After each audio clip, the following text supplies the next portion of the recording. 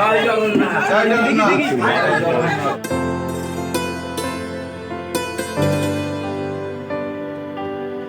রশিতে টান পড়তে আর মাত্র কিছু দিনের অপেক্ষা, কিন্তু তার আগেই মুখ্যমন্ত্রীর নির্দেশ মতো দীঘার জগন্নাথ মন্দিরের প্রসাদ বাংলার ঘরে ঘরে পৌঁছে দেওয়ার কাজ শুরু হয়েছে। শনিবার সকালে পূর্ব মেদিনীপুর, পশ্চিম মেদিনীপুর সহ হুগলির চুঁচুড়াতে শুরু হলো জগন্নাথ দেবের প্রসাদ বিতরণ পর্ব। চলবে 4 জুলাই পর্যন্ত। দীঘার মন্দির থেকে জগন্নাথের প্রসাদী খোয়াকে নিয়ে এসে নির্দিষ্ট মিষ্টির দোকানে সেই ক্ষীর মিশিয়ে তৈরি হয়েছে প্যাঁড়া ও গজা।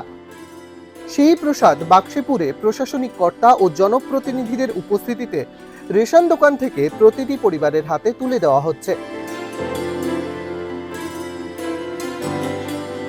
লাইন দিয়ে জাতি ধর্ম নির্বিশেষে প্রসাদ গ্রহণ করছেন বাংলার মানুষ।